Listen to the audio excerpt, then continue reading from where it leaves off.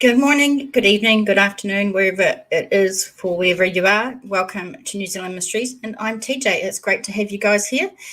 So before you do anything, please hit the like button. The algorithm does not like my face and my double chins, so liking it is how we'll get people to find us and come and watch. So please do that. We have a lot to get through today. We're going to look at what's in the news in New Zealand briefly because there's a couple of things going on. I wanted to look at an old Banfield clip with Joe Petito and John Walsh. It's very moving, so that's definitely something I wanted to look into. Let's have a look at that guy, Terence Kelly, that horrible thing that kidnapped Cleo Smith, and some of the information we have on that character, or Muppet, asshole, whatever you think of him. And then we're looking into a couple of new cases, Heidi Planck and a lady called Glenda Parton, who has been missing while searching for her missing son and his friend. So really interesting and sad case. Little Pookie, hey, my darling, I'm so glad you could join us. Thank you for coming. So yeah, a lot to get through. And I hope we have a good show. After each topic, we probably will stop and have a little bit of a chat as we do about stuff. But let's start looking at a couple of things that have been happening in New Zealand over the last day or so. So I'm going to share the screen. Give me a moment. Everyone knows that I'm not the greatest at this tech stuff. So let us have a look. So this was just released this morning. Homicide investigation after 16-year-old dies in Christchurch. This is onenews.co.nz. Hey, Julie, welcome, hun. Glad to see you. Now, I must admit, before we read into this, that New Zealand doesn't have a lot of firearms, and the fact that our cops don't carry them on their bodies, we don't have them in public unless you are using them for hunting or something like that. But firearms incidences are on the rise in New Zealand, especially within gangs, but just in the general population, for some reason, it's getting a little bit worse. So let's have a look. So yeah, homicide investigation has been launched in Christchurch after a 16-year-old died last night at a Casebrook property. Ken Rogers, welcome. Good to see you. Detective Inspector Michael Ford said police responded to a firearms incident at 11:03 p.m. The young man was found dead. The homicide investigation has been launched with a scene examination underway to determine what happened and who is responsible, Ford said. One News understands that there was a party in Heaphy Place at the time of the incident. We are appealing to anyone who was in the area at the time and can assist with our inquiries to come forward and speak to us. Anyone with information is asked to contact Christchurch Police on 105, quoting the event number P0485230046. Of course, also information can be provided anonymously. Great start, guys. Via Crime Stoppers on 0800 555 111. Autumn, hey darling, not sure how long I'll be on. I'm not feeling well today, but glad to see everyone. I'm so sorry. Make sure you get some rest if you need to. So it's good to see you guys. Look, I've got to say, I'm pretty new at this live streaming thing. Although, if you don't know, I do release videos of unsolved crimes in New Zealand mostly, but with the live stream, I tend to focus more on international cases and mainly in the US because there's just so damn many. So, yeah. Autumn, glad you can make it. I hope you're feeling better soon. Absolutely. So there's one other thing that I wanted to take a look at in New Zealand news, and this happened yesterday. Bit of a warning, there's some graphic content in this. That's why it's not likely that most of my live streams are going to be monetized because of the sort of stuff that we're dealing with. So I do appreciate everyone that helps out with a donation or buys me a coffee from buymeacoffee.com. That's appreciated. And also, if you join the membership, it costs less than a coffee a month to help out the channel. So I really appreciate that. Let's have a look at this. Oh, anyhow, hi, Go. Great to see you. Thanks for coming. So this is nzherald.co.nz. Life sentence for needless South Dunedin double murder. A man who stabbed and bludgeoned a Dunedin couple to death, then set fire to their home, will be locked up for at least 17 years, which doesn't sound like enough to me. And New Zealand are well known for their shitty, soft jail terms. Wiremu Paul Namana, 50, appeared in the High Court at Dunedin this afternoon, where he was sentenced to life imprisonment for the murders of David Clark and 35-year-old Anastasia Neve in January 2018. Justice Gerald Nation called it the needless murder of two people whose lives ended in horrible circumstances, and said the defendant had not explained why he did it, I should say. The judge said the statements from the victims' families showed the intense shock, grief, and lingering sorrow caused. Neve's sister, Krista, described an overwhelming sense of terror when she discovered her sister had been murdered. She said, "I thought of the many ways she could have suffered before her final breath," she said. She didn't deserve to die, and she didn't deserve to die in the way she did. Another sister, Megan, spoke of her sadness that her new child had been robbed of getting to know her auntie. She said she would remember Neve as an amazing artist with incredible handwriting and a lover of poetry and music. Just terrible.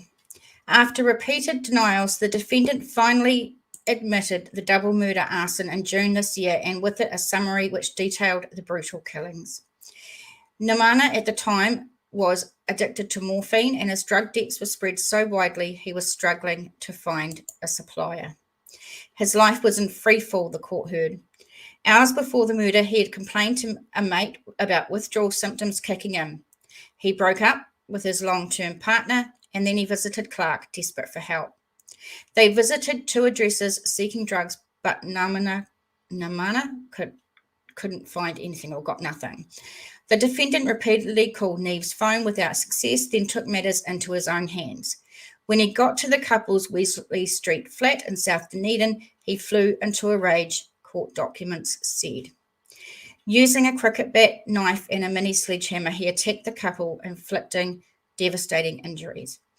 Neve sustained 14 stab wounds as well as blunt force fractures to her head. Clark was left similarly savaged with extensive facial fractures and knife wounds, including one which penetrated his brain. Within hours, Namana was back at the house. He emptied a 5-litre petrol can in the victims' bedrooms and set it alight. Police found the defendant's clothing in the backyard and his boots on a neighbouring property. Over the ensuing days, a bizarre and confusing series of interviews between Namana and police unfolded. Initially, he denied any knowledge of what had happened, but later admitted being in the house afterwards. Crown Prosecutor Craig Power said Namana had an uncontrollable anger and noted both victims were smaller than the defendant. When he attacked them, they had no chance, he said. Defence counsel Judith Ablett-Kerr QC outlined her client's background, which involved significant trauma compounded by the use of alcohol and drugs from the age of 10. She described it as a genuinely dreadful experience from being a toddler and told the court he set fire to school classrooms when he was 7, sparking the intervention of social services. Ablett-Kerr argued that her client was remorseful, which she said was backed up by clinicians' reports. Namana knew the pain of loss, she said, when his sister died in March while he was behind bars. The killer, whose most recent convictions came for assaulting women in 2009, was assessed as a high risk of further serious violent offending. Wow. So definitely New Zealand has its crimes too, and that one's particularly disturbing. It pains me that in New Zealand, when you get a life sentence, it's not life. It's 10 years or it's 17 years or it's something like that. But it's definitely not life like it is. And Autumn, he started drinking when he was 10. It sounds like it. But is that an excuse? Being a drug addict and a alcoholic, does that give you an excuse to go out and bludgeon and murder people? No, in my opinion. It should be held accountable. Annie says, are they ever really remorseful? Seems to be when they are going to jail for a long time. Yes. New Zealand sentences are such a joke. Yes, they are. And you're right. I don't know if he is remorseful or whether he's remorseful for himself because he's going to jail for 17 years. Let's hope he at least has to stay that long. Ken, New Zealand justice system needs a shake-up. Absolutely, absolutely. One of the saddest things, and I've said this before, is New Zealand has one of the highest rates of child abuse and child homicide in the OECD. I do have a video on the statistics about that. It's horrendous. And I think one of the reasons is because the jail term or the punishment for that is not enough of a deterrent. It doesn't fit the crime, in my opinion. Just in my opinion. Annie says it should be 17 years times 2, at least. Definitely, at least. So, in my intro, I did say that I wanted to share a Ashley Banfield clip that I found. And it was actually a while ago. It was, let me just check. Hang on, add to stream. Little Pookie says, I think especially when there are such advances in medical technology where life can be extended for a long time, for sure. So, yeah. Now, this Banfield clip or article on News Nation Now was actually made on October the 8th, but I missed it. And it's a 42-minute one. I'm not going to play the whole thing, but there is about 12 minutes I want to play. It's with John Walsh and the mother of Natalie Holloway, and sorry, some other person, which we'll get. But let me know if you can hear it, and we'll possibly pause it for a couple of moments in the middle somewhere or a couple of times so we can discuss a little bit. But I thought this was really interesting. The description, or link rather, is in the description box below. Joe Petito joins me live, along with 3 other parents who've suffered the worst loss, the worst pain any parent can fathom. Beth Holloway, Aaron Runyon, John Walsh. They know the shoes in which Joe now walks. Tonight they share with him their grief, their guidance, and their lifelong search for peace. It's all straight ahead on Banfield.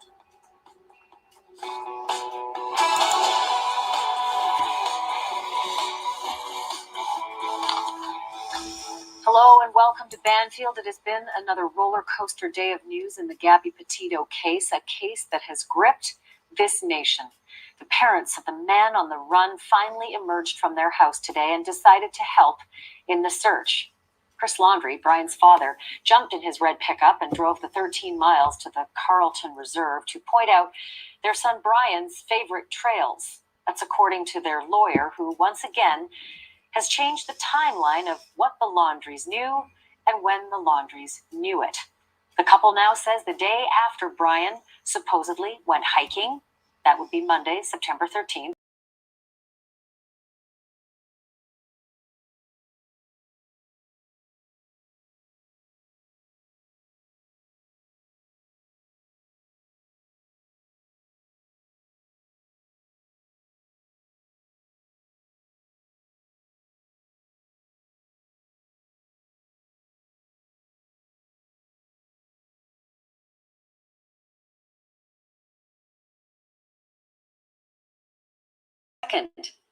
Usually takes about 5 days before a car is cited as abandoned, and by their timeline in Northport, he'd only been there a day.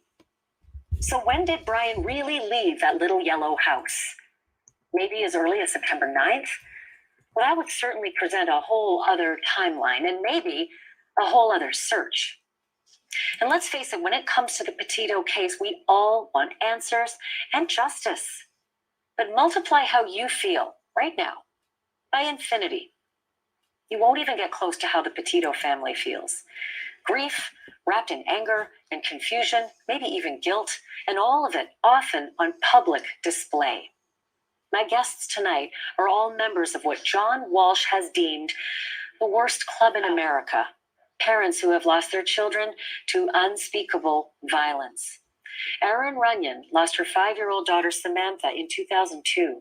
Samantha was kidnapped from her own front yard in Orange County, California, and found dead the next day, 50 miles away. Her killer was arrested 2 days after that, and now is serving a life term in San Quentin after originally being given the death penalty. Beth Holloway lost her daughter, Natalie, in 2005. And as you probably remember, Natalie was on a high school graduation trip to Aruba when she failed to show up for the flight home. Those suspects were ID'd almost immediately. The investigation turned into a cruel and fruitless odyssey that led to no one ever facing charges and Natalie's body never even being found. And John Walsh lost 6-year-old Adam in 1981. Adam disappeared from a Sears store in Florida, Hollywood, Florida. 2 weeks later, police found Adam's head in a drainage canal more than 100 miles away. Here, too, a suspect was caught. He confessed. He recanted. Evidence was tested. Evidence was lost. And in 1996, Adam's probable killer died in prison, serving life for 6 other murders. Erin? Just a brief pause, guys. The story of Adam Walsh disappearing, John Walsh's son, I've done a video on that and explained it all. I will put that in the description box below when we're finished, and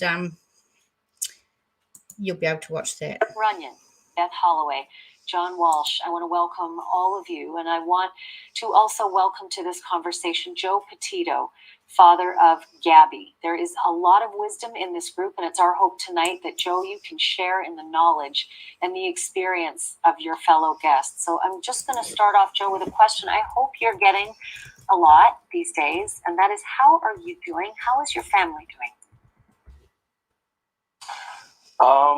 It's been kind of a whirlwind, you know, with all the media stuff that's been going on. But, you know, we actually just got back to our house in Vero Beach. So now the grieving process can really start. So today was a rough day, and I imagine there's going to be a lot more of those before they become good. So we'll see what happens. Is it any consolation, although I can't imagine what consolation even feels like, to know that you are not alone in your journey?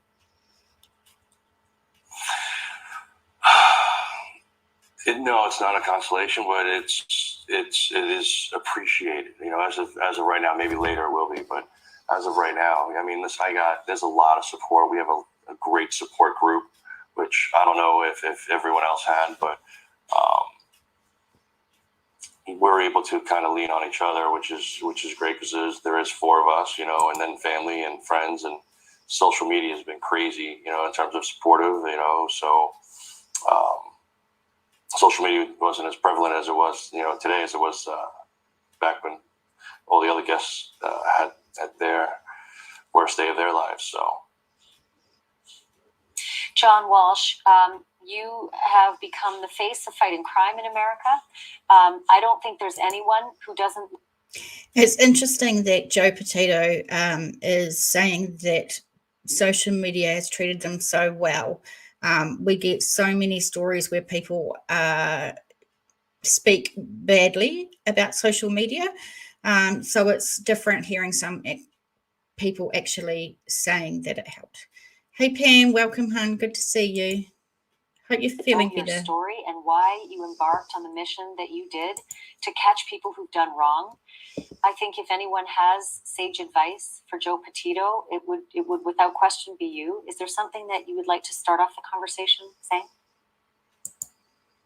Well, as you said earlier, Joe and his family have joined the Horrible Club. Myself and the other two ladies on tonight belong to the parents of murdered children.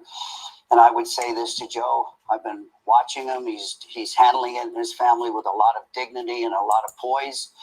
It's the worst thing that you can imagine to happen. And I would say to him that a couple of harsh things that you have to realize is that pretty soon, Brian Dirty Laundry, and I call the Laundries Dirty Laundry because they are so dirty. He's just a coward that probably beat to death a beautiful young girl. But you've got to be strong because this is already starting to drop out of the news cycle. I've seen it on every missing child case that I've worked on. Elizabeth Smart, the FBI gave up on her and told Ed and Lois Smart that she was dead in the desert. They'd never find her body and they should have a memorial. And Ed Smart said to me, John, should we give up? I said, no. I profiled her 17 times on America's Most Wanted. Found out the guy who took her, put the word out in a couple spot, watched America's Most Wanted, the 17th episode, and spotted her alive in Sandy, Utah. But the harsh reality is that I believe the public and is going to be the key in social media in catching this horrible coward and his despicable parents who are going to pay someday. They truly are dirty, the dirty laundries. I can't believe this guy's going out searching. Where was he trying to help before? It's just a giant ruse. I said it that he was never in that swamp. Very harsh. They spent $1.5 million of Florida taxpayers' money and gave him 4 or 5 more days to get ahead. That Johnny Cochran wannabe Steve Bertolino, what a piece of crap lawyer he is. But anyway, I say to Joe and his family, murders of children's families wind up with terrible problems. I learned one thing: be kind and loving. You'll have a good day, your wife will have a bad day. Your family will be up one day, they'll be down. Stay healthy, get your sleep, because you're going to be the guy that's going to keep this story. You and Gabby's mother and your new wife and Gabby's new husband, it's going to fall on you to keep this guy's face in the media. That's how we find missing children. 80% of missing children are found because of pictures and on the media. I caught 1,422 of uncatchable guys that cops couldn't catch because of the public. We recovered 61 missing children. It's the public, television, social media that'll break this case. So I'm saying to Joe and his family, be strong. You're still going to have to battle to keep Brian's face out there. You know, he could stay out there for a long time, but I'll tell you what, that lawyer and those parents gave him such a head start. He left that house after they scrubbed the van. And when Daddy bought the camper top and they went out with Daddy and Mommy and the neighbors went, why would the dirty laundries take their son in a tiny camper? Well, they took him to drop him off somewhere. That's my philosophy. We've gotten a lot of... Wow. So I'll stop it there. But like I said, the description box below is where the link is if you want to go and look at the rest of this. It's just, I couldn't get, or I was really surprised, I must say, how angry John Walsh was in this interview. He was really, really scathing of the Laundries. And he says it's interesting when they said, can't remember if it's this interview or another one, that it's sort of a blessing if he's dead so family doesn't have to go through a trial and parole hearings, etc. Yeah, that's very interesting. I'm not sure where I hear that, but I don't know what justice looks like for the Petito and Smith families. Does justice look like this guy is now dead? We know that he's wiped off the face of the earth, and they can start to grieve and move on. Or does justice look like him going through a trial, answering to what happened, and actually serving time the rest of his life and rotting his jail? I don't know. Welcome, Mia. It's nice to see you. Reminding everyone, please hit that like button so others can find us. Pookie says, I'm surprised John Walsh is so outspoken. Sounds angry. Yeah, I know. That's what I was. I couldn't imagine him being like this. He is upset, to say the least. Autumn says, did they ever find out how Brian died or when? I remember reading that the autopsy was inconclusive. So what I am aware of is that it was inconclusive. So now the bones are with the anthropologist, who will try and find a cause of death and manner of death. Then after that, it will move on. The body will move on to someone else who will try and extract tooth pulp to DNA test. Where in the world is Summer Wells, little Pookie? I know it's such a hard case, and I've said it before and I'll say it again. It's got to such a circus on social media, this case. It's not about Summer Wells anymore, it seems. It's about true crime drama, or crama, I should say. And I did initially start reporting on the case, but I got bullied so much for my opinions. I just stopped, which is very, very sad. And that's why I don't cover Summer Wells. It gets covered everywhere, even if it's not the Summer Wells case. It's Don Wells and Candace Wells and the rest of them. Yeah, very, very sad. And he says, laundry lawyer seems to think it'll be another approximately 3 weeks till we find out. Right. Hey, man. And he says, I think at this point, justice may be if and when the FBI comes out and says evidence proves Brian killed Gabby, possibly. And he says, I lasted about 30 seconds longer than you where I saw you yesterday. Sick of the drama also. Nothing to do with Summer Wells anymore. Yes, yesterday I went into a live stream of another creator, obviously, and the crama, the shit that was going on in the live stream, bullying people, bullying other creators, speculation and rumors, and I just couldn't stand it. So I didn't stay there very long, that's for sure. Got my ass out of there. Okay, so the next thing I want to talk about is this horrible person, Terence Kelly, that was the kidnapper, alleged kidnapper of 4-year-old Cleo Smith in Australia. And I've got an article here. This is from news.com.au.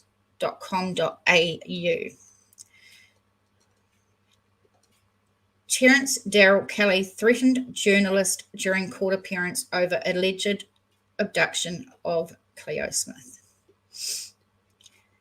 I'm coming for you. Those were the words allegedly uttered by Terence Darrell Kelly to a journalist as he faced court over the alleged abduction of Cleo Smith. Mr. Kelly, 36, was barefoot and wearing a black t-shirt when he faced Carnaby Magistrates Court late on Thursday, charged with 2 offences, including 1 count of forcibly taking a child under 16. He did point threateningly at several members of the media and had a few choice words for me, said in open court. That's from 7 News journalist Joseph Catanzaro. Mr. Kelly allegedly looked directly at the reporter and said, I'm going to get out of here one day. I'm coming for you. Let's hope this guy never gets out. But Mr. Catanzaro did not seem bothered by Mr. Kelly's words. All I can say is I'm looking forward to that one-on-one interview, he quipped. According to The Australian, Mr. Kelly made the other outbursts during the hearing, including asking the magistrate, what the F are the media doing here? What the fuck are the media doing here? I might as well say it. We're not going to get monetised anyway. The magistrate replied, it's an open court. Mr. Kelly was remanded in custody to face court again via video link on December 6, and we definitely will be keeping an eye on that. Cleo was allegedly taken from the family tent while camping at Quoba Blowholes on October 16 and was rescued from a house in nearby Carnarvon just before 1 a.m. on Wednesday when detectives barged into the property. Mr. Kelly was brought into custody on Tuesday and questioned for hours before police released a statement late on Thursday saying he had been charged with various offences. Given this matter is now before the court, police are unable to make any further comment on the charges at this stage. Mr. Kelly will soon be transported to Perth Prison and will be heavily guarded during the process. And we actually know that he has been transferred to a Perth prison now.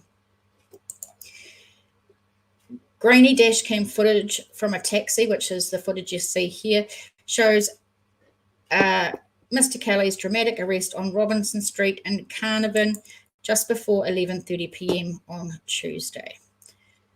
Shocked onlookers observed the arrest, which was not far from Mr. Kelly's house. It was like a high-speed chase first. There was one car and then police cars, Dean Mitchell told 7 News. He said, "I thought something's going on. That's not right."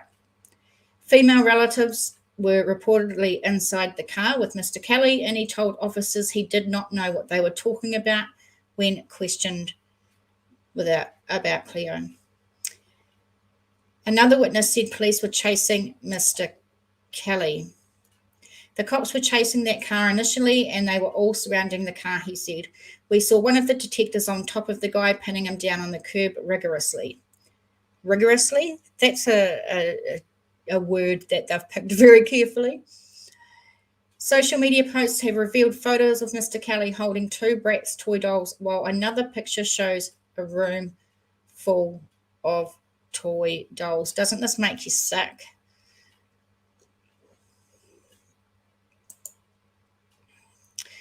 I hope he's dealt harshly to little Pookie. That picture with the dolls give me the heebie-jeebies. I know it gives me the heebie-jeebies as well.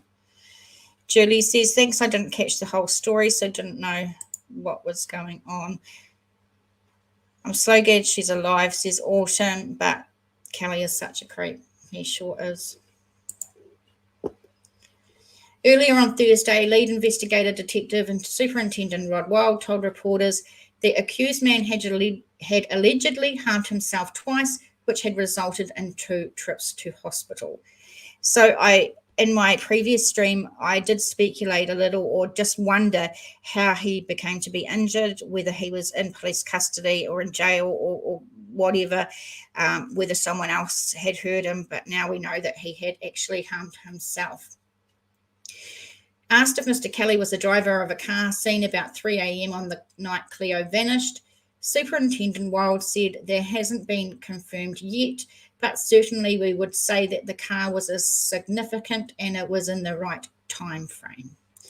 Superintendent Wild described the probe as a very quick-moving investigation, with the man only becoming a suspect late on Tuesday afternoon. He was arrested not long after that, he said. During an earlier radio interview on Thursday, Superintendent Rod Wild rubbished rumours that Mr. Kelly was bashed by a cellmate. No, that's not true. My understanding is that the man in custody self-harmed. Obviously, in modern police stations, there's CCTV in the cells. Superintendent Wild said Cleo was physically fine after her alleged abduction, but police still needed to establish what happened during the 18 days she was missing, describing it as a traumatic event. Obviously, there's a process to go through with our child specialist interviewers that are here now, he said. Depending on how she is, we intend to start that part of the investigation today. Superintendent Wild said it was unhelpful for people to speculate and share wild theories about the case online. There's been a lot of it through this investigation. It's unhelpful. We see that it's untrue. It only damages people, he said. I've got to agree with that. We've got a legal process that we'll need to go through. That's where the facts will come forward. Everyone, please keep those theories to yourself and don't go sticking them on social media. It's very unhelpful. The detective also confirmed that when Police Commissioner Chris Dawson and other officers walked into the local pub in Carnarvon on Wednesday night, they got a standing ovation.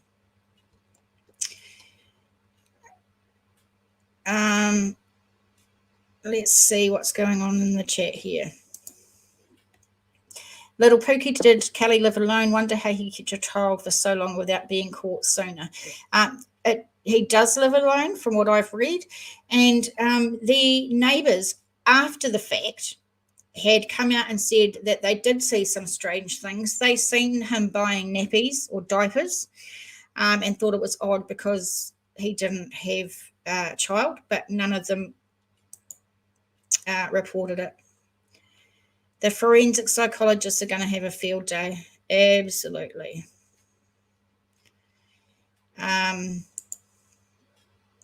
When a man abducts a small child, there's usually one reason why, but I wonder if he just treated her like his own doll and didn't actually do anything more sinister. Very interesting. I don't want to assume that, Autumn. We don't know at this stage. Annie, I kind of home, so that might be slightly less traumatic. It's just amazing because we just don't usually hear about this. It's not very often that kidnapped young'uns come home. When detectives found Cleo, she was playing with toys in a room with the lights on. A smiling Cleo was photographed on Thursday outside the family home wearing a pink floral dress and carrying a pink balloon while being carried by her mother. Child trauma experts have been working with the family, and it is understood they have begun questioning Cleo about her ordeal. Detective Senior Sergeant Cameron Blaine, who saved Cleo, told reporters her parents had cooperated with police throughout the investigation. They know what they need to know, he said. The detective also confirmed Cleo's parents had to be careful what they said to her before she was interviewed. We've given them advice around that, and that must be incredibly hard for them. So we certainly appreciate their assistance and cooperation with that, he said. Little Pookie, you're a star. Thank you so much for the super sticker. It really is appreciated. That will give me a couple of coffees, which I need when I'm doing all this reading, I must say. Premier Mark McGowan met with Cleo and her family, describing the young girl as upbeat, sweet, and bubbly.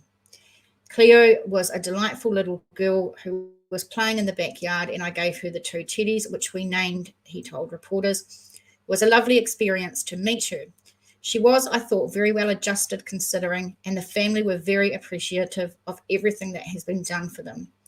They're fundamentally decent, honest human beings. They're really lovely people, and it's great to meet them and acknowledge what they've been through. Obviously, there will be a way to go from here, but they certainly are on the right pathway.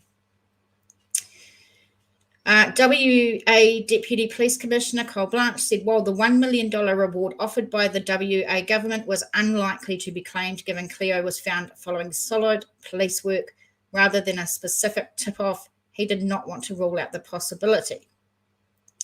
The police collected so much information from day one for those 18 days that we're able to trawl through and put that jigsaw puzzle together. And part of that jigsaw puzzle was information from the community. We're not going to discount that it's not going to be paid out. Really, it was good, hard detective and intelligence analyst work. It was literally a needle in a data haystack. So there's some helplines there. Video footage released by police of Cleo's rescue. Her hair appeared neat and clean. Her physical well-being seemed okay, Mr. Blanche said. But there's a lot of work to be done with a child of such a young age to understand what they've been through. Mr. Blanche said Cleo would have suffered some trauma being away from her family. Meanwhile, Miss Smith, who posted on social media, that's her mum, throughout the search in a bid to encourage people to come forward with information, has now made her Instagram and Facebook pages private. She and Cleo's stepfather, Jake, were subjected to online abuse from people accusing them of being involved in their daughter's disappearance, despite police consistently saying they were not suspects. Mr. Blanche said he did not want people to be afraid of camping in WA, which was a popular activity in the state. We have to give that public assurance that fear can probably go away now. Wow. She did look physically okay. She did look physically good. She was tidy. She was clean. Her hair was brushed and nice. But, gee, this child had to have gone through something pretty traumatic. It would be interesting to see. I mean, they're going to have to be very, very soft with her, aren't they? She's only a baby. She's only 4. And I know that these child investigators are trained. But yeah, I did read another article while I was researching, and it said that, or the police said, that if she doesn't say anything or doesn't want to talk or tell them anything, that's going to be okay.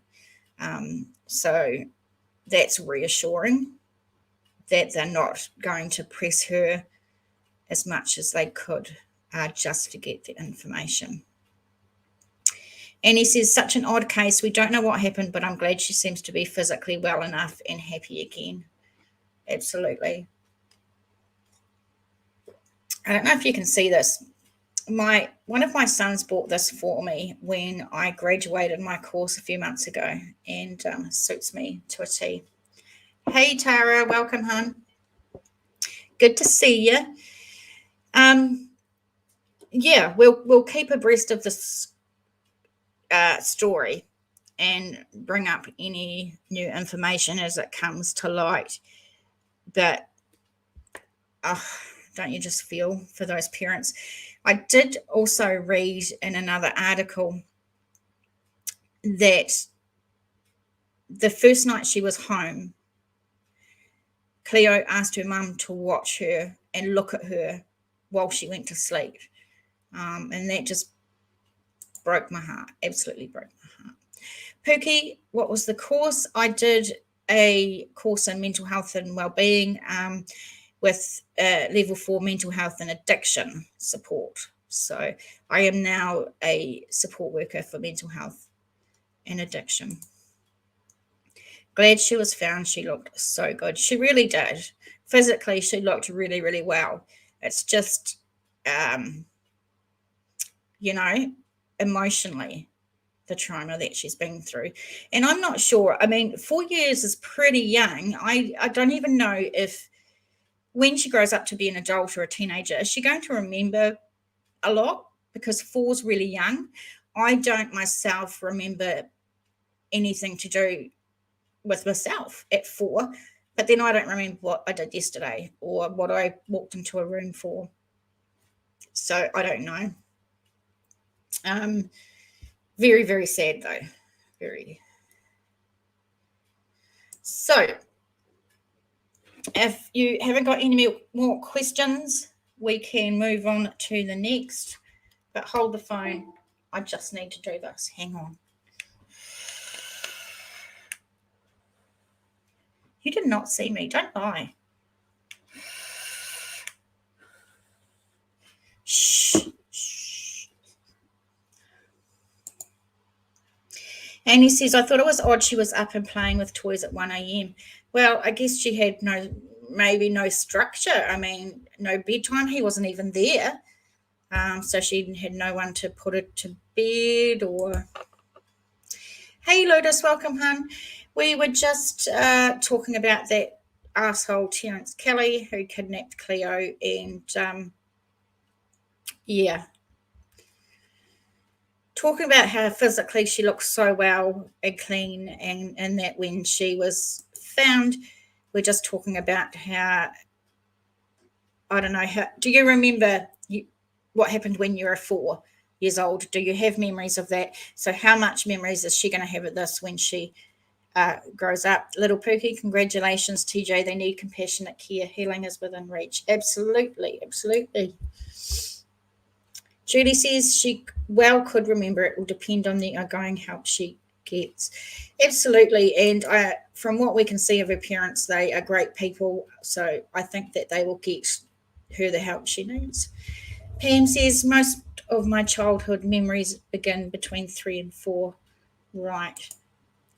I don't know why I can't remember. I have a bad memory at the best of times for all sorts of things. So I'm kind of surprised by the diapers. Isn't 4 too old for diapers, or did they mean training pants?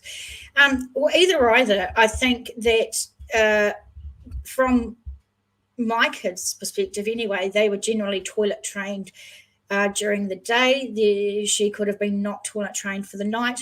All the trauma and stress of everything she was under could have reverted her right back to needing nappies or diapers again. we just don't know. Four's still young, you know. Tara says no structure for sure. I bet she could have left if she wanted. She was just so young. Yeah, I agree.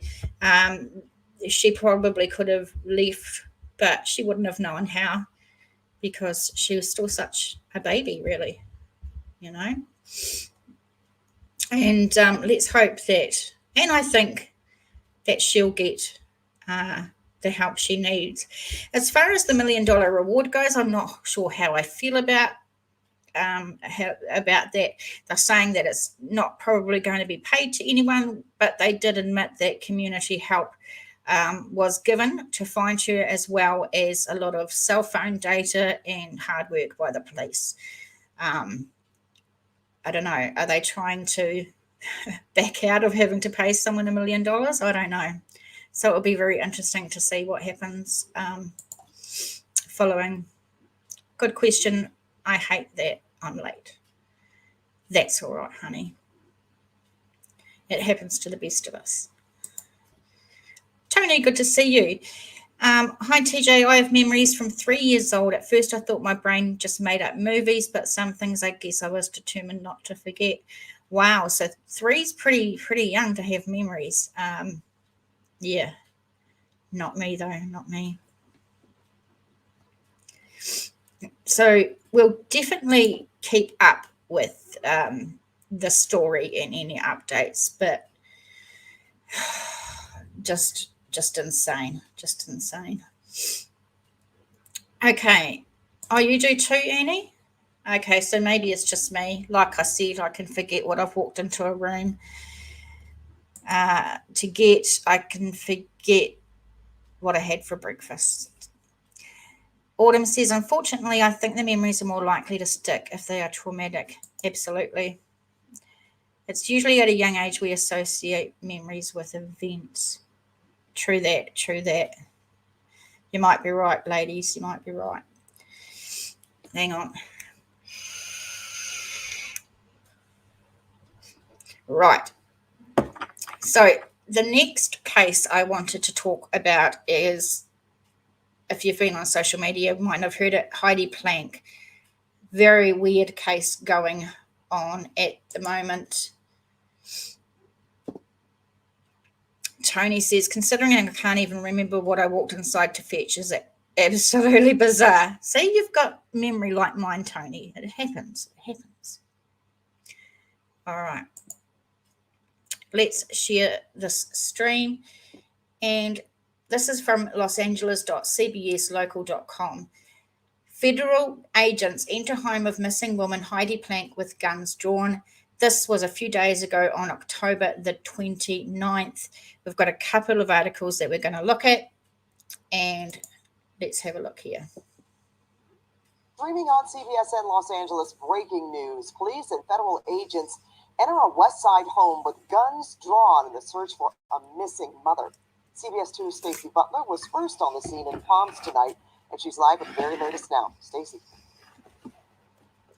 And Pat, you can see it's still a very active scene behind me. Detectives here with the Robbery Homicide Division kind of outside mulling around. Well, we did see them, dust for fingerprints, I should say, inside the home, do a thorough search, come out with some files. But the big question is, what were they after? Armed with a warrant and with guns drawn, federal investigators and robbery homicide detectives from the LAPD entered the home of the 39-year-old missing football mom. Now, they went in, and a source tells me that they were expecting to possibly find a dead body. That is not the case. What they're after, that remains the big question. Some are wondering, speculating, that if possibly what they're searching for are any documents, paperwork related to Heidi Planck's business. Friends and family say Heidi Planck is working for a company that is now under federal investigation for possible fraud charges. These federal investigators have searched high and low. They're even looking in plants that we've seen them go into the garbage, searching for any clues as to why this mom disappeared. Now, you may remember Heidi Planck disappeared 12 days ago. It was October 17th, the last time she was seen was on this security tape. She's walking out of her house, the house we're standing at now, and she's getting ready to go to her son's football game. She apparently left at halftime. Then no one ever heard from her again. Her son never heard from her again. And this is a woman, by all accounts, certainly by speaking with her son and her ex-husband, who was a devoted mom, who would never just disappear, never stop returning texts and phone calls. And I just got off the phone with her ex-husband, Jim Wayne, and he told me that he's extremely grateful that this is happening, that there's actually movement here, that they're looking. He hopes that they will get to the bottom of this. Again, we're out here live as investigators wrap this up.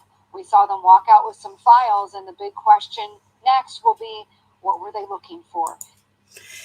All right, so let's take a look at this article first. Investigators have obtained and put out a search warrant on the home of Heidi Planck, the 39-year-old mother who has been missing for almost 2 weeks. Federal agents and robbery homicide detectives from the LAPD went into Planck's home with guns drawn on Friday evening as the hunt for the missing woman continues. Sources believe that officers were under the impression that they might have been walking into a crime scene. Welcome, Tori. Nice to have you. Yes, I am from New Zealand. Reports state that the investigators are looking in every possible outlet of the home to find evidence. Photographers are on scene, as well as nearly a dozen other agents who are scouring every room, the garbage and planters around the home. There are no indications as to what investigators were searching for in Planck's home, but initial speculation states that this may have something to do with Planck's business, as her employer is under federal securities investigation for possible fraud charges. An evidence van was on scene as recently as 11 p.m. with reports that some files had been taken into custody. Her dog was found 3 hours after Planck was last seen on the 28th story of an apartment building in downtown LA. So far, the apartment complex has denied requests to search the building's parking structure and security footage without a warrant. Friends and family have speculated that foul play has to be involved, especially with the odd set of circumstances surrounding her disappearance and the reluctance of the apartment complex to cooperate with the investigators. Planck was last seen at her 10-year-old son's football game and has not been seen or heard from in 12 days on October 17. She was wearing jeans and a grey sweater, driving her 2017 grey Range Rover with a black and yellow California license plate of U840XO. Planck is white, 5 foot 3 inches, and weighs about 120 pounds with blonde hair and blue eyes. I've got the information on screen down the bottom there if you have any information. So, yeah, this is an interesting one. We've got a couple more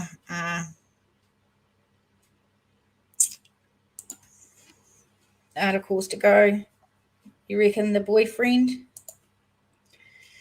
Her bosses seem to have stolen $49 million. We're going to read a bit more into that as well in a moment.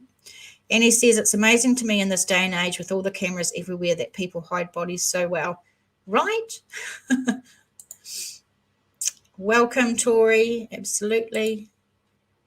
I've never heard the term football mum, but I have heard soccer mum and hockey mum, so I guess it fits. Yeah, exactly. In USA, it's football mums. True that. Or netball mum, says Tori. Her dog was found in an apartment. How odd. I wonder if the dog was out wandering and someone brought him inside.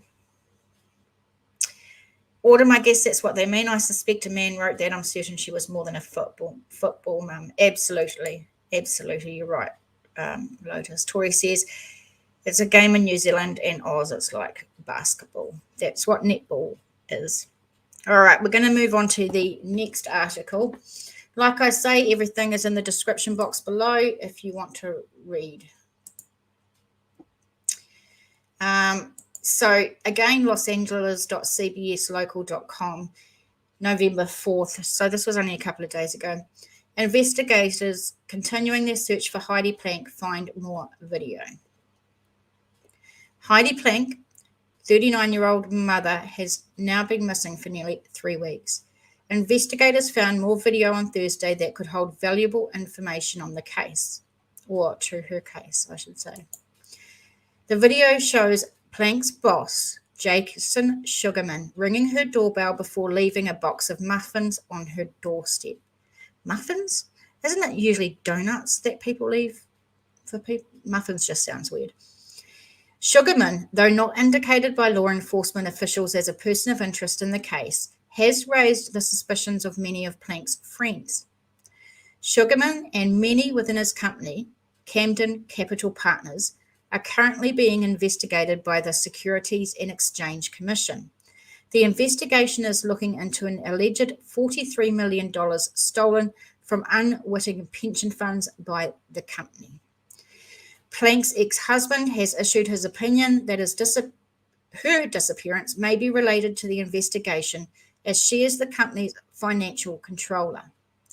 Friends and family continue their search for Heidi, posting flyers in new locations on a day-to-day basis. They hoped on Thursday that they would find her more than most other days, with good reason. It was her son's 11th birthday. Planck has been missing since she was last seen at her son's football game on October 17th. Her dog was found hours later on the 28th floor of an apartment complex in downtown LA, with no indication as to why it was there, and Planck nowhere to be seen. Investigators were also able to finally seize video footage from the apartment complex after weeks of lack of cooperation on their part, refusing to turn over the video without a warrant. Since then, detectives, investigators, SWAT teams, and other law enforcement forces have continued their search for the missing woman. October 29th, officers entered her home with a warrant and guns drawn. Hundreds of attempts to contact her have been futile, even those from her son. Friends plan to hold a prayer vigil for Planck on Sunday, November 6th at the apartment complex, which is nice. When she was last seen, Planck was wearing jeans and a grey sweater, driving her 2017 grey Range Rover. She is white, 5 foot 3 inches tall, and weighs about 120 pounds. And again, there's information on the bottom of the screen.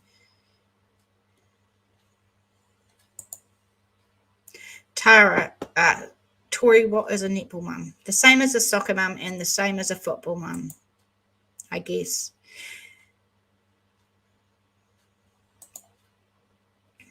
Dog was taken to see if it had chip, and they knew right away when the chip came back. Thanks for that, Tara.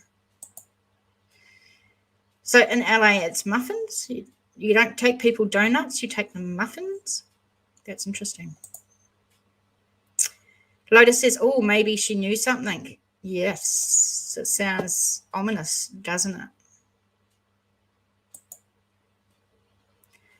Yes, Pookie, it's a California case.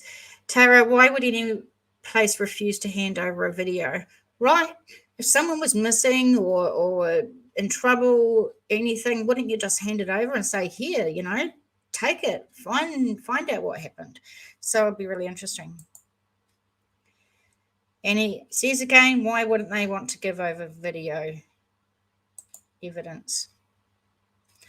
Autumn says, I'd bring people cookies, not donuts or muffins. Well, in New Zealand, I think I'd bring them cookies and not donuts. I'm not a fan of donuts, but I definitely wouldn't take muffins. That's a bit weird, just saying, for a Kiwi thing anyway. But not for people in LA, I guess. And Little Pookie, yes, it definitely is in LA. Again, please hit that like button, subscribe, share, like, donate, anything you can do to help the channel. I really appreciate it. I am new relatively to this. I'm trying to build it up, get an audience. I don't want a lot of people because I like being able to talk with you guys and be able to read all your messages. But, I do want the channel to be successful. Autumn says, I'd bring people cookies, not donuts. I just read that. Get on. Muffins are more the hip things today.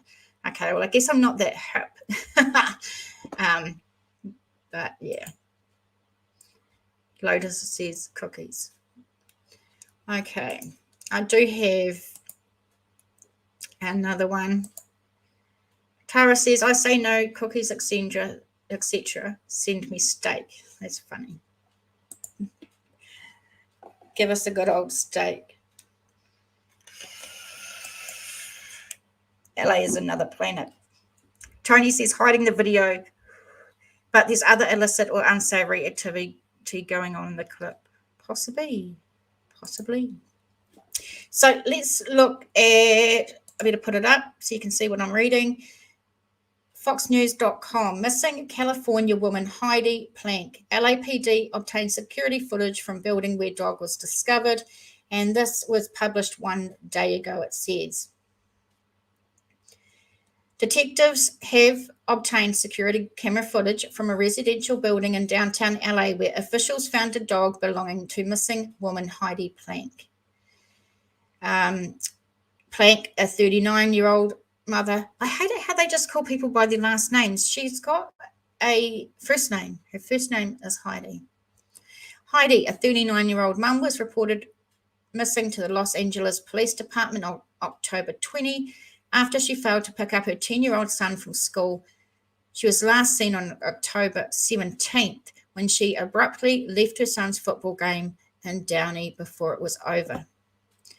The mother's dog was discovered on the 28th floor of a high-rise residential building in downtown LA without any of her belongings, hours after Planck was last seen on October 17.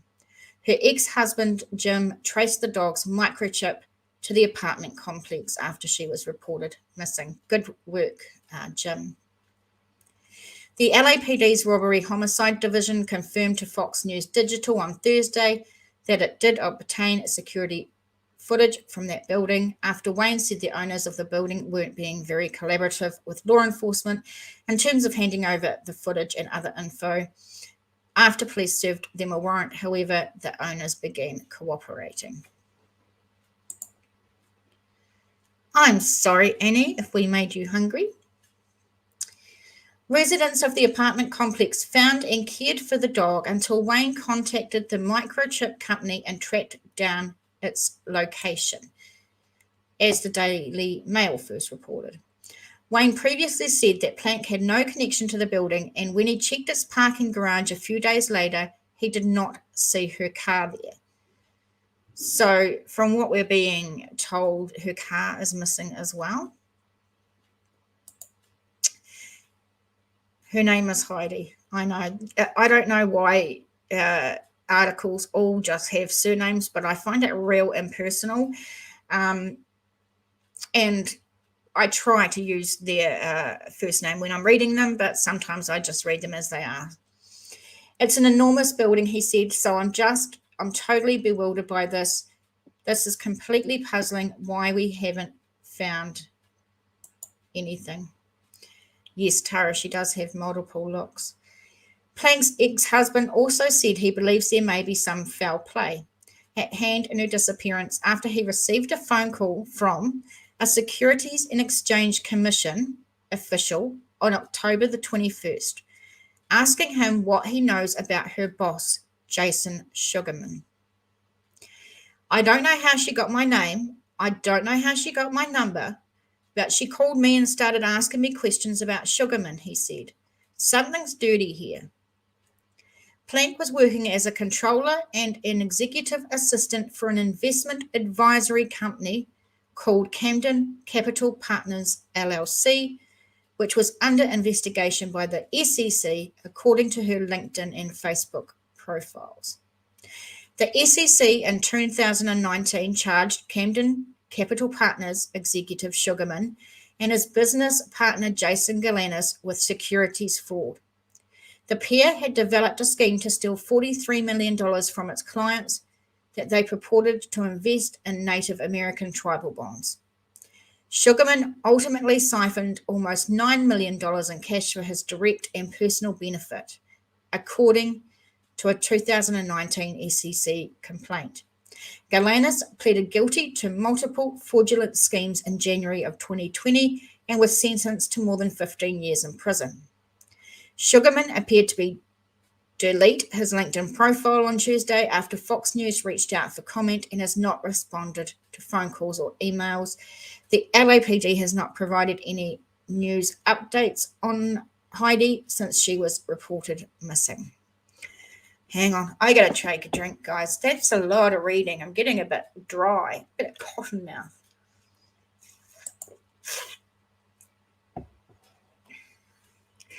Autumn says this is a weird case, or that is a weird case. For sure, you have to wonder if she was harmed for what she knew. And Lotus says, again, yes, her name is Heidi, and she does have multiple looks. Tony Crawford, I believe LA is very well known for how dangerous it is. Cults, clubs, studios, hotels, just things I've read over the years. Fingers and toes crossed, something comes to light. Absolutely. Coming from New Zealand, the whole of America is dangerous to me with your gun laws and the way people can just get guns and how many shootings there are. And I guess because I watch a lot of true crime in America, because let's face it, there's a lot of true crime in America, I see the bad side of it more than I see the good side, I guess. So, I guess us Kiwis don't have a very favorable view of LA or America in a whole in some ways. But then when I go on social media and I meet amazing people from America, the most loveliest, generous souls, then I see the different side. You know what I mean? You know what I mean? You know what I'm saying? Lotus Flower, American journalism. It's not just American, because the articles that I read in New Zealand and in Australia, they all do the same type of thing. They use the person's surname rather than their first name. I'm not sure why they do it. Autumn says, it doesn't bother me at all, but I'm used to last names only in certain settings like sports or even in academia. Right. And I'm not kind of sure what Lotus is trying to tell us. I think she's trying to tell us that she's a little hungry. Autumn says, I still giggle at your dish soap water bottle. It's not dish soap, Autumn. Hang on. It's a pump water bottle. I don't know where you get dish soap. Do you have like dish soap in America that has these bottles, or hang on, are called this or something? I don't know. But no, it's not dishwash. I would be making lots of bubbles if it was, I'm sure. I'm in New York. Gun laws are tough here. Right, Tara. I actually have heard that, gun laws are a bit tougher in New York. But compared to Kiwis, our cops don't carry guns. Although gun violence is on the rise, we only really have it shooting one time a week, maybe. And that's a lot for us. So the guns in America do scare me a lot. Lotus says, you're right, we need stricter gun laws. A ban on handguns and assault rifles seems reasonable. We are so behind here. The thing, though, Lotus Flower, as I see it, is there's so many guns in circulation in America, and also it's in your constitution that you have the right to bear arms. I don't think they're ever going to be able to crack down on gun law.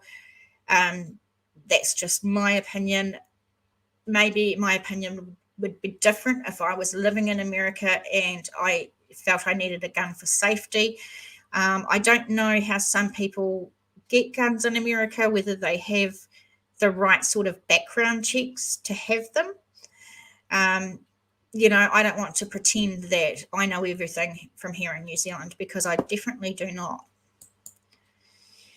Autumn says, on camera, it looks less round like a dish soap bottle and Canada, not America. Sorry, Autumn Fools. I forget. Like I said, I forget what I come into rooms to get. Annie Hall says, loads of shootings in Auckland now. Auckland is the biggest city in New Zealand. It's under lockdown, the poor things, for so long now because of COVID. Annie, I'm so sorry. But at least you can join me, positives. Positive. Little Pookie says, I think everyone should have a gun. Do you mean for like self-defense, Pookie? Lotus says, and you can get guns online. That just, what? Little Pookie says, ammunition is getting harder to purchase. Right. Why is that, Pookie? Do you know why? Autumn says, I'm not a big fan of open carry in cities, but I am on board with farmers carrying. Right.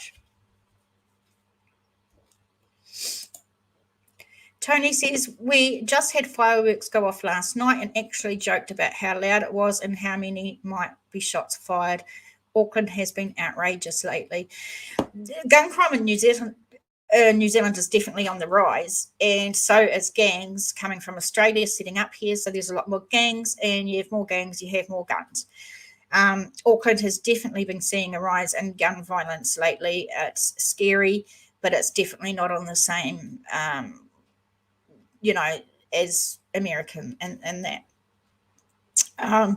But like I said, I'm in New Zealand and I can't say what Americans and Canadians or whatever, what it's like to live there in fear. And would I feel differently about guns if I was there and want to carry a weapon for my protection? Possibly.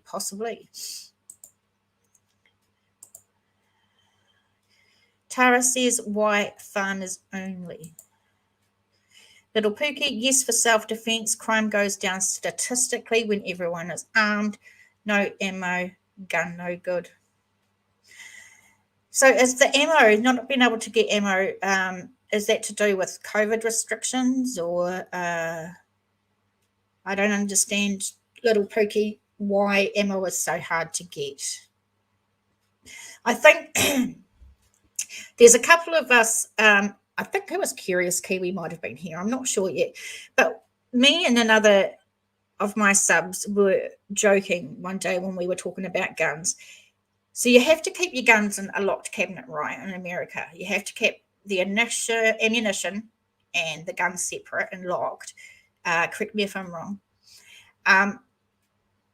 If there was someone that came into my home, there's no way in hell I would be able to get to the ammunition and then get to the gun and fill it, arm it, whatever you do, put the ammunition in to try and save myself. It's just not going to happen. I'm going to fall. I'm going to be clumsy. I'm going to drop them. I'm just going to say, take your shot, pretty much.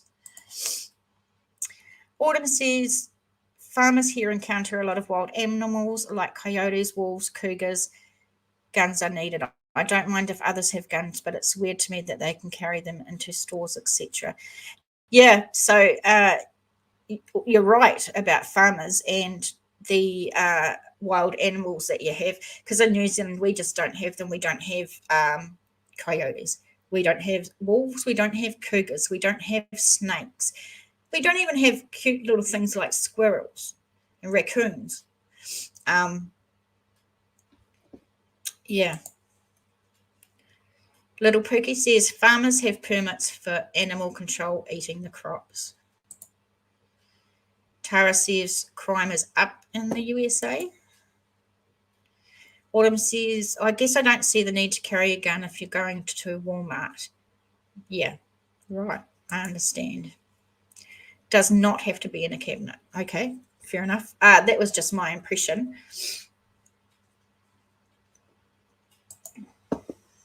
Tara says there is only a few states that are carry states, which you mean you're allowed to carry with you wherever you go. Autumn says, or even a moose. The other day, a moose attacked people in the city next to mine. What? We don't have mooses.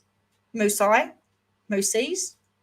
We don't have a moose, plural mooses.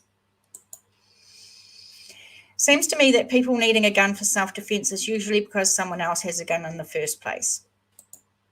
Yeah.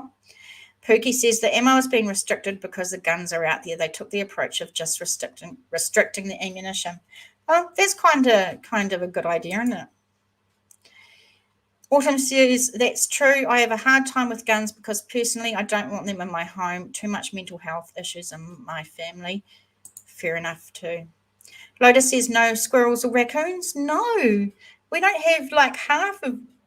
We can go in New Zealand into the bush and pretty much like wear our bare feet. There's nothing that's really going to attack us or eat us or bite us or anything like that. Autumn Falls, moose is singular and plural. Thank you, Autumn, because I didn't know. Now I know. T-Rex Pam says, I have no words. I hope you're feeling better, Pam. We love you.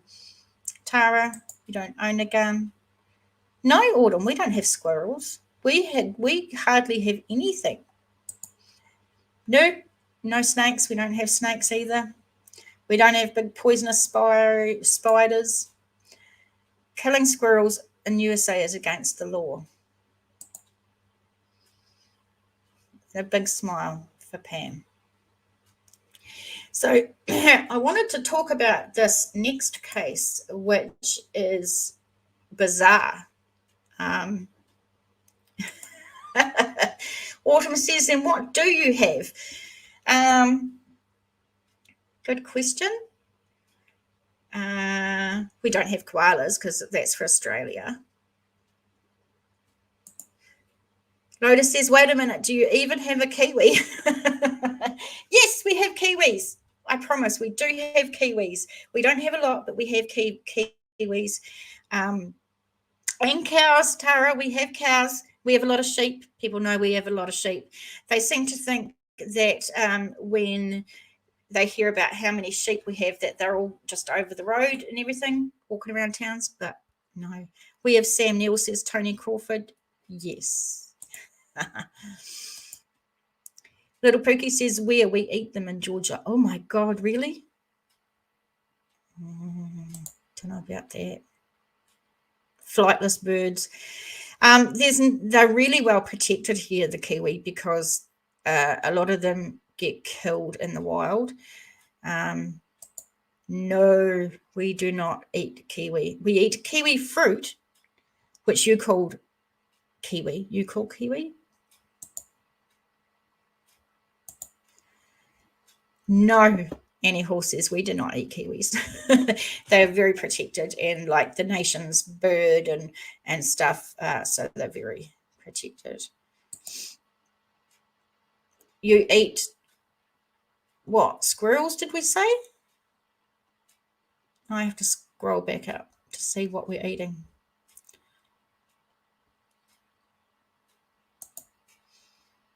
Oh God, kiwi birds should stay protected. Absolutely.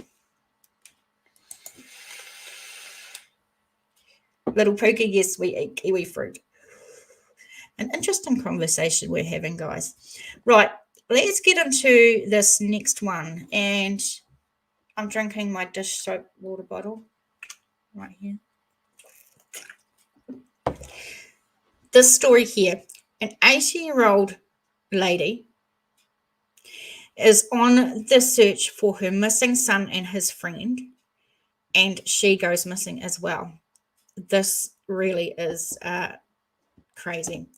So InsideEdition.com, mystery thickens as remains of one of 3 people missing in Tulsa area are discovered in rural area, police say. This was on November the 3rd, so a couple of days ago. Investigators are ramping up their search for Glenda Parton and her 59-year-old son, Dwayne Selby, after the remains of Dwayne's friend Jack Grimes was found by deer hunters, officials say. An Oklahoma woman has mysteriously disappeared while searching for her missing son and his friend, whose remains were discovered by deer hunters in a wooded rural area near Tulsa on Sunday, officials said. The medical examiner positively identified the remains as Jack Grimes, 76. His manner of death has not been released, but his death has now been ruled a homicide, according to the Tulsa County Sheriff's Office, the TCSO. Now investigators are ramping up their search for Glenda, Cookie, and her 59-year-old son, Dwayne, who are still missing. At a Tuesday press briefing, Tulsa County Sheriff Vic Regalado said that deputies are going back to the area where they found Grimes' remains to search it again for additional victims, as they can't rule out the possibility that Glenda and Dwayne have met up with foul play. A silver alert was issued for Grimes when he first went missing. He was last seen with Selby. They're doing it again, see the last names. The two men who lived together and were best friends were reportedly headed to Fort Worth, Texas for a horse show together, but never arrived. On October 28, Grimes' red Ford Taurus, the car Selby and Grimes were supposed to have traveled to Texas together in, was found abandoned in Mohawk Park, officials said. Parton, or Glenda, who came to the Turkey, Oklahoma area last week to search for her son, was last seen on October the 25th. A silver alert was also issued for her after her red Kia Rio was found abandoned off Highway 75 near 56th Street North in Tulsa on October 26.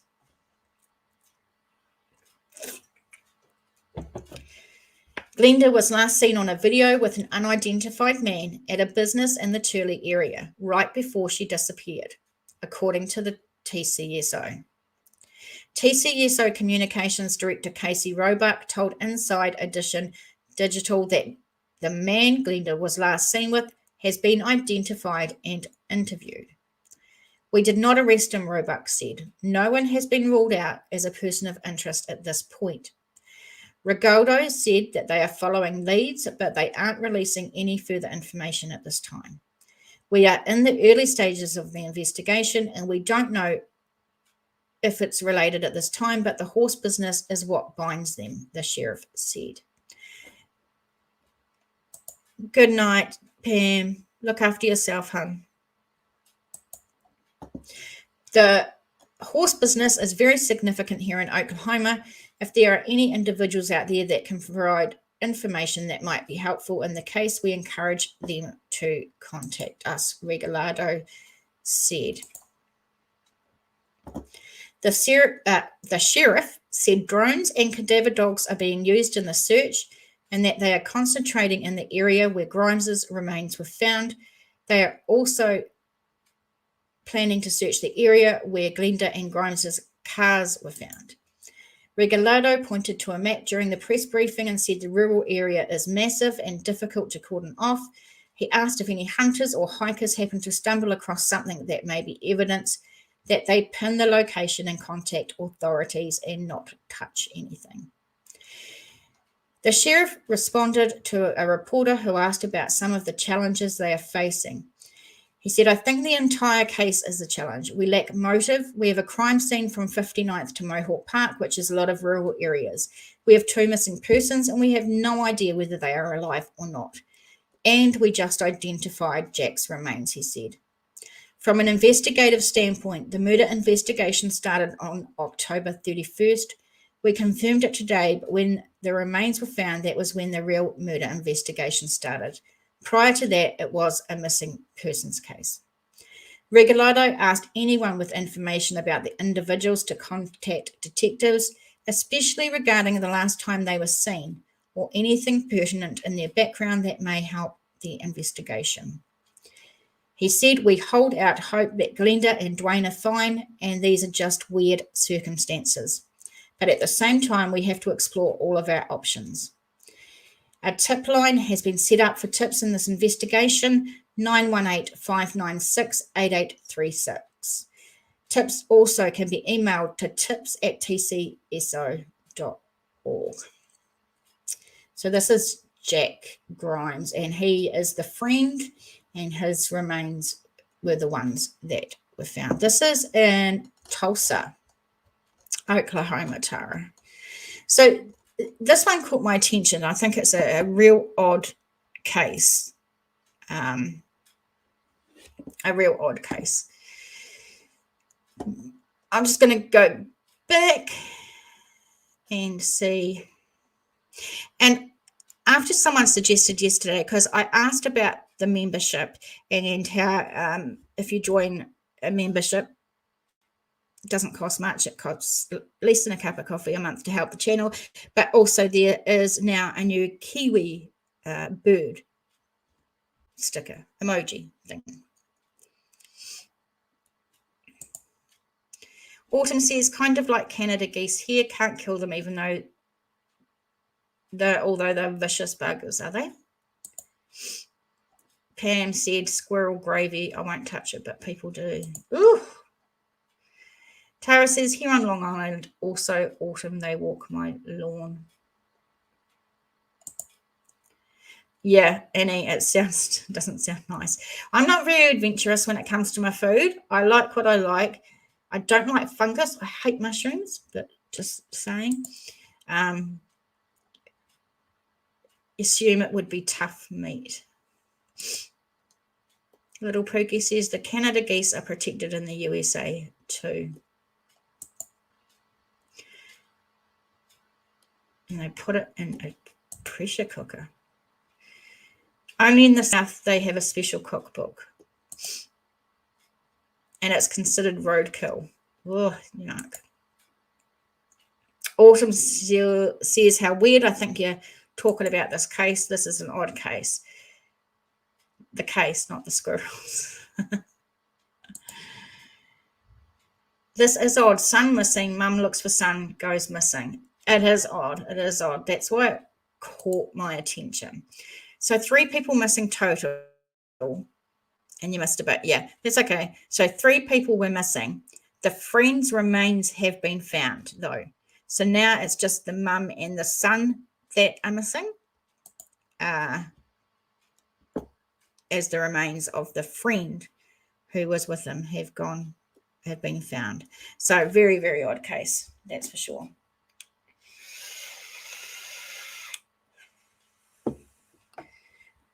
I don't have much more for you guys today that I want to share, but we can chat a while if you want to. Autumn Falls, that is totally bizarre. It is totally bizarre. You're right. Lotus says, oh, that's suspicious. It's a bit of a weird one. Very, very, very weird. I'll just show you again a photo. So this is a photo of Glenda. They call her Cookie, which is quite fitting after we were just talking about all that food, and her son. And he was traveling to a horse show. Very, very weird. So what have you guys got planned for the rest of the day?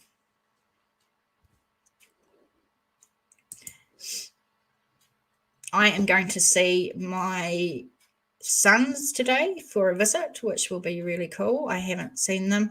I'm also hoping to catch a live stream of one of my favorite channels, Missing Persons and Mysteries. I'm just not sure what time they're going live.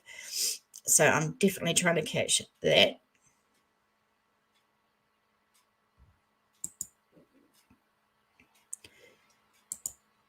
Autumn says, not much here. I need to change my sheets. Oh, that sounds exciting. Tara says, find the family members who will inherit. Maybe, maybe. Pookie says, well, it's almost 7:30 here on a Friday night. Is it Guy Fawkes for you guys, Pookie, and you other? Because we had our Guy Fawkes last night. Actually, I nearly shit myself, literally, and nearly fell off my chair at my desk because the windows behind me, my neighbours are just over the fence, and they let some boomers off and frightened the bejesus out of me. Annie says, I've slipped a disc in my spine, so not much. Oh, poor you. In lockdown, and you've done that? I'm so sorry, Annie. Sending you hugs. Tara, 7:30 p.m. for you as well. Little Pookie, I'm going to the freezer for ice cream and more YouTube. Sounds like a plan. 5:30 on Friday here. No Guy Fawkes in Canada, although there were fireworks for Diwali. So do you not celebrate Guy Fawkes at all in Canada? Is that a thing, or is it just this year? I know that people had private fireworks here, but like our big events have been cancelled around New Zealand because of our COVID situation. Lotus says going out to eat with friends. That's all home, early bed, early, boring but peaceful. Nothing boring about that. What is Guy Fawkes? Guy Fawkes is November the 5th. Oh, right. You guys haven't heard of it? Okay, so November the 5th is Guy Fawkes night. It came from, it's named after a guy who blew up a government building back in 18 something or other, or 19 something or other. So the November the 5th, we all let off fireworks. There's usually big activities or big fireworks displays in most of the big cities, but people usually do it in their backyard as well. So I didn't realize. I thought it was everywhere. Autumn says, no, not at all. I know what it is, but I thought it was a British holiday. Crazy. See, I just don't know. Little Pookie never heard of it.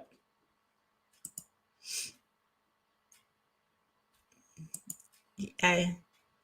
The 5th of November, Guy Fawkes. Don't people also burn effigies of Guy Fawkes too? Don't understand. Your Independence Day? Well, not our Independence Day, just a bloody celebration of someone that blew up a building, which makes no sense at all. But yes, where people let off lots of fireworks. And he says you put a guy on a bonfire. Really? Little Pookie says the USA will have the next fireworks display on New Year's Eve. Right. Oh, well, I've learned something, I must say, because I didn't know. I just thought it was a well-renowned thing that the whole world celebrated. And I don't know why we celebrate blowing up a building or even blowing up a government building. It seems a bit odd. But I'm going to head off now because I've got things I want to do today. I want to thank you for those who have liked, subscribed, shared, donated, join the membership. Whatever you do to support us, I really appreciate, because I couldn't do it without you guys. And I just love you to bits. Autumn says, my English friend always goes to an event where they burn a guy who represents Guy Fawkes. Autumn says, I've never heard of it. Weird. Have a great night. Have a great night, Autumn, Annie, Pookie, Lotus, Tara. Did I get everyone? I don't know who's watching in the background, but have a good night to you all, and please join us on the next one. Take care, look after yourselves, and be safe.